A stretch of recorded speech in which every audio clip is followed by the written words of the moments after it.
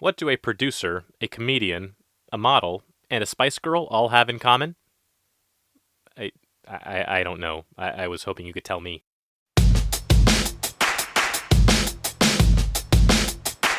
Hey, you crazy kids, and welcome to Voices in My Closet, where anyone can listen, so long as they're willing to put up with me. This week marks the 1 year since I announced that I was auditioning for America's Got Talent. I'm sure a lot of you know because I posted my video for my audition on my channel. If you have not seen it, I don't know what's wrong with you, but I will put a link in the description. I wanted to take the time for this episode to talk about the different things that people might not know about the show. During my time being on the show and also the aftermath after being off the show, I noticed a lot of things online of people making these assumptions, all these misconceptions about the show that I was seeing, and it kind of made me sad that people were being kind of rude, acting like they knew exactly how the show worked. So I'm here with my trusty laptop and some research that I've conducted through the different contracts that I've had to sign, as well as some other affiliated websites with the show, to talk to all of you, clear up any misunderstandings, and just get into the nitty-gritty of America's Got Talent.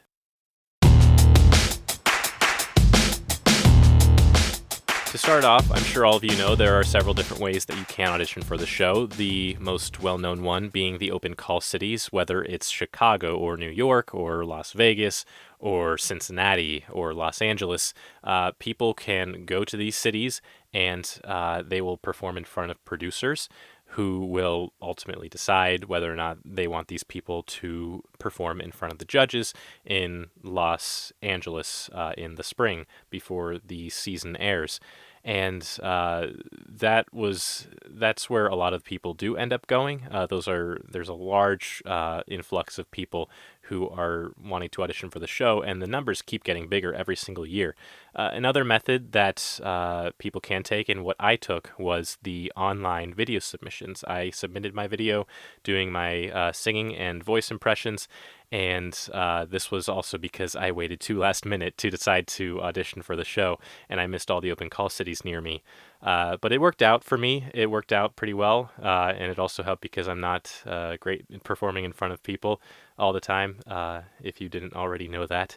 And the third way that you can audition is actually, it's not even an audition really. It's the producers kind of seek you out and they find your act, whether it's through a viral video or you've been in the news a lot recently for your act, and they decide that they want you on the show. And I know that Brian Hull, one of my YouTube and voice acting inspirations, he was asked to be on the show, but he actually declined for some pretty legitimate reasons. But I know that that's one instance of it because he did have a viral video and he's pretty big on YouTube. And also, this is where a lot of the international acts come in.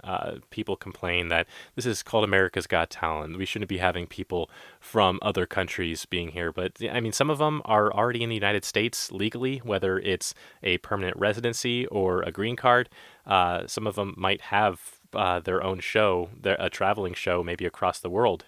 And this is their opportunity to be on an even higher level, like get more publicity.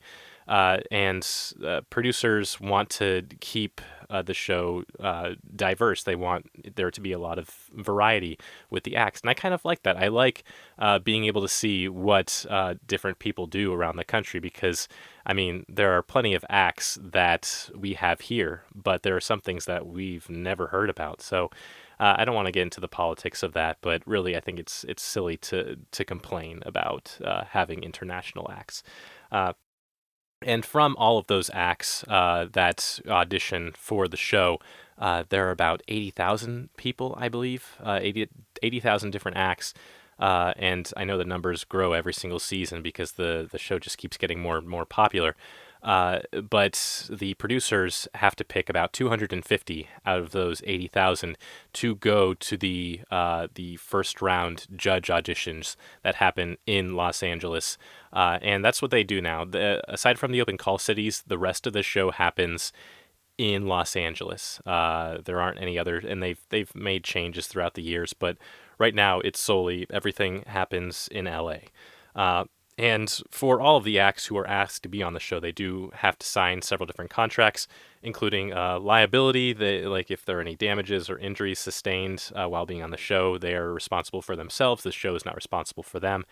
There's also a property contract they can sign, which gives NBC and America's Got Talent the rights to use their act, use their props and everything like that to promote, obviously, on TV or on social media or their website. And the act can still keep the rights there, it's still their property. They're not signing their property over to NBC. It's just NBC is allowed to use it to promote the show, to air on the show. And if you are picked for the show, you are picked to be like on the actual show that airs on TV. There are certain things that you can and can't do with your performance outside of the show, including if you go to a live venue, you are not allowed to perform if this show is recorded in any way. So if I wanted to go to a bar or a charity event and do my act, it can't be recorded. Like, it can't be aired on the news or anything like that, because that's seen as professional work. Plus the fact that I've already signed with NBC to not do it with anybody else but NBC during the time of the show. So I'm allowed to do it so long as there is no recording, and so long as I'm not using the America's Got Talent brand to promote myself during that performance. And all acts must conform to the FCC's rules and regulations, as well as NBC's broadcast standards and practices. And for me, the way it worked into my act was, obviously, for a lot of musical acts, you have to get clearance to use music. You might not know that. For some people, their first choice for a song ended up not being the one that they were allowed to use, because NBC was only allowed to air certain songs. Certain characters, for me, was the case. I couldn't use certain cartoon characters, and a lot of people didn't know that. They were saying, well, you should have included this character because people would have known this character more than this one. And the thing is that I gave them a list of characters that I could use, and they had to pick the ones that they were allowed to show on TV. So it really had nothing to do with my choices so much as what was legal, what was allowed, what wasn't so copyrighted that they couldn't use it. And same with the songs too. I mean, my first song that I did was my first choice, "The Cake by the Ocean" by DNCE. Unfortunately, for my second song, the song that I did, "Sugar" by Maroon 5, was my fifth choice, I believe. I had several others lined up in front of it that I thought would have been more recognizable and better choices, but that was just the one song that they could air that they thought would be the best and would not get them into any kind of legal trouble, because they do get clearance from these songs, and sometimes it's easier to get clearance than with other songs. And another thing that I'm sort of backtracking a little bit, but if you are chosen to be on the show and you are under the age of 18, your parent or guardian must accompany you. Even if you're in a large group and you're the only person under 18, there still needs to be a parent or guardian accompanying you. And the nice thing about that is, though, the show is very accommodating. They will help pay for travel for the parents, and they also pay for the act's travel and food, and hotel, other expenses, depending on how far away you live, if you have to fly or if you have to drive a long distance. So they're very accommodating in that way, and they're always willing to help people because they want to make the show as good as possible, as entertaining as possible. So that's kind of covers all the contract stuff, I think. So I want to go ahead and go into the show proceedings and everything that happens while you're on the show.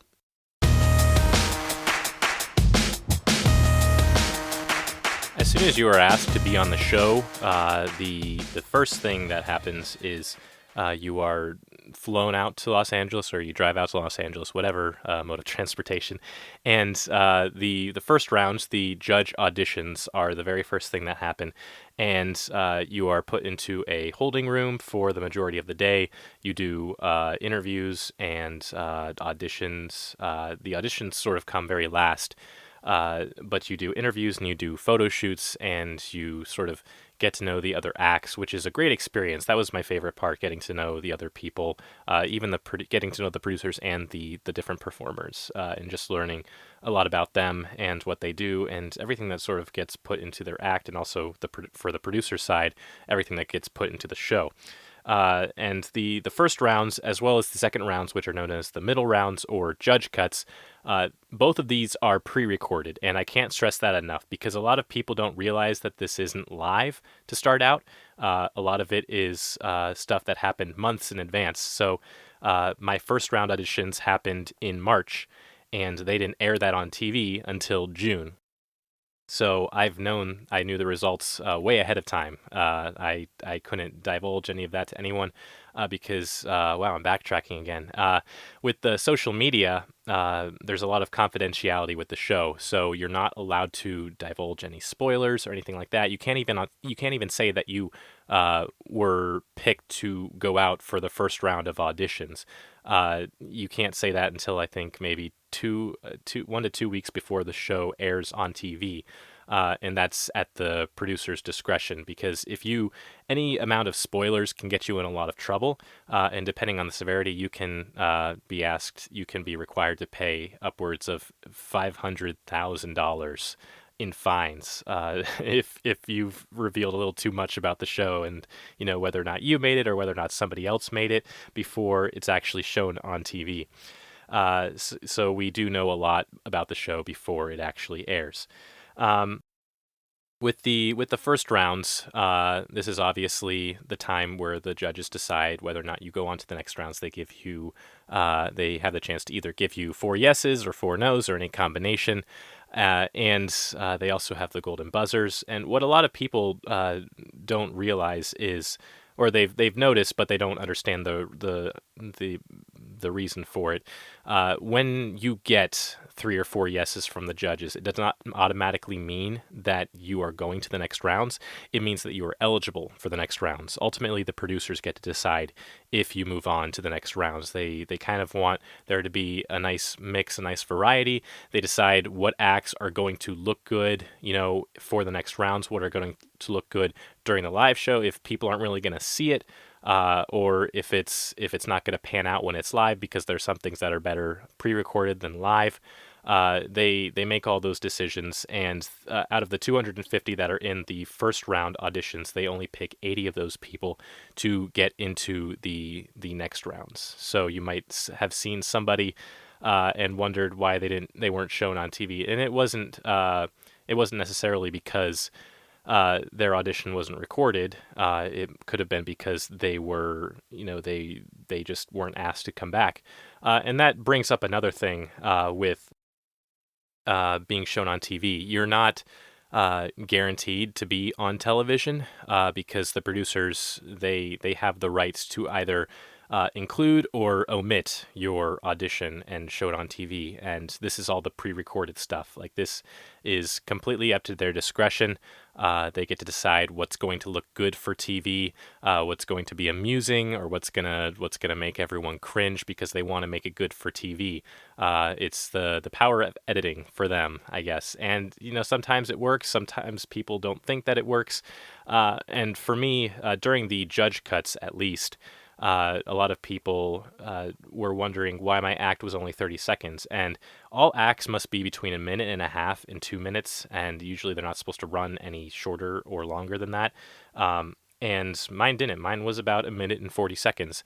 And I did my whole act in front of the judges, but the fact that I did not make it past that second round, they did not show my full act because of that, because they needed to cut it for time, because it was they needed to dedicate more to the people who had either never been shown before, or they had made it on past the second rounds to the live shows.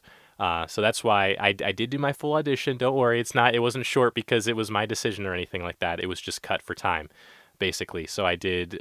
You didn't see the whole thing on TV, unfortunately. Um, there's no voting that takes place during the first or second rounds. The only voting really happens between the producers. They decide who gets to go and who doesn't get to go, and then for the judge cuts, the judges decide who gets to go and who gets to move on. And another one of the things that I got to witness when I was on the show was the whole rules with alternates and wild cards. There is a difference between the two.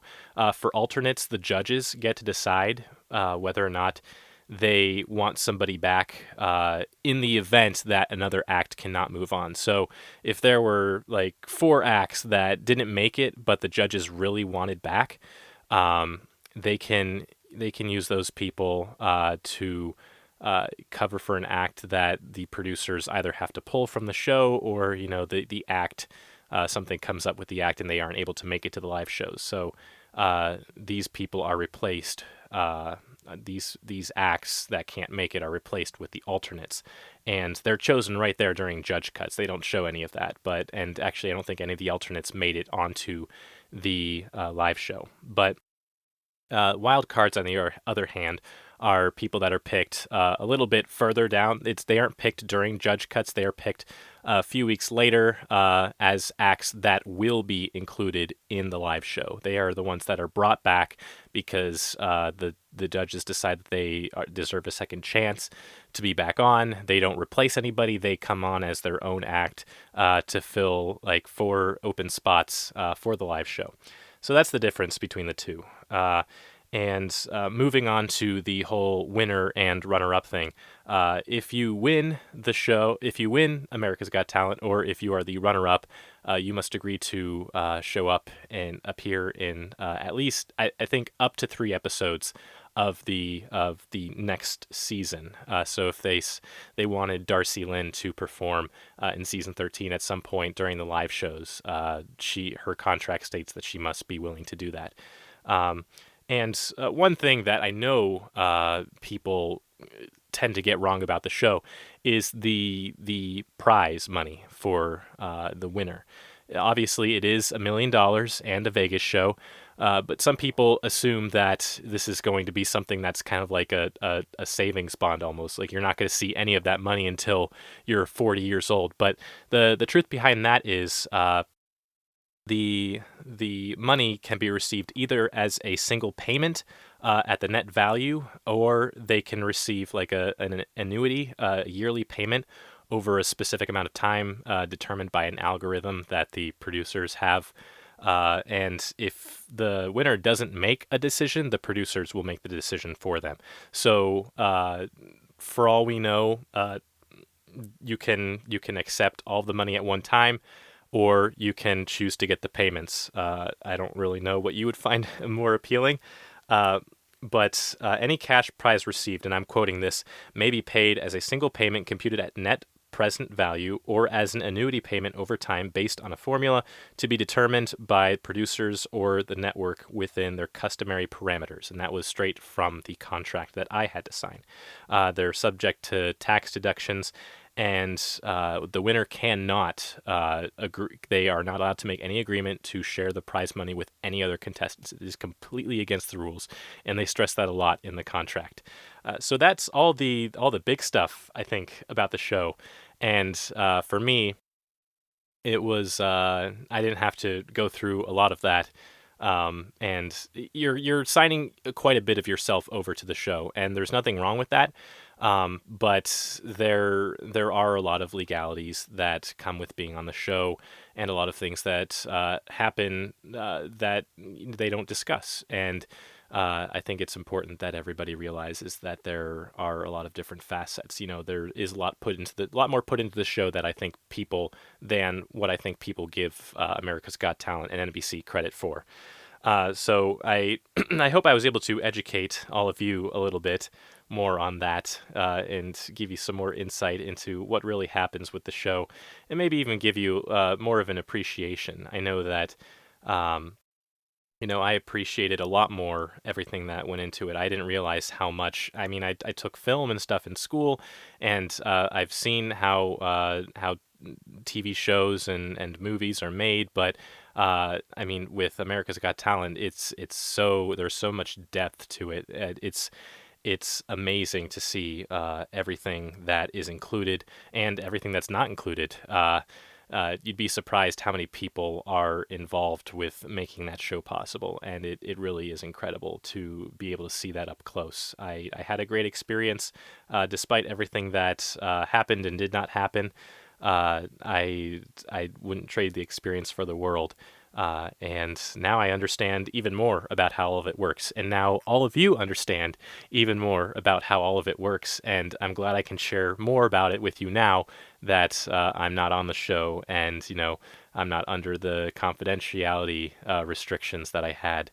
I can talk more about, what happened behind the scenes and what that experience was like, and I might share some more of that down the road, more of my own personal experiences than just the rules and regulations. But for now, I hope to have been able to learn you something good.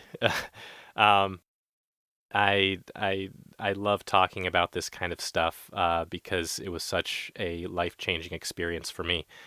If you have any questions about the legalities, or if you want to know more, I'm sure I'll do another episode. But still, it's nice to get confirmation just to make sure that you are actually interested. But if you want me to talk more about the show, I'd be happy to do another episode about it. Until that time, I will go ahead and sign off. I hope you all have a great week, and I'll see you next week.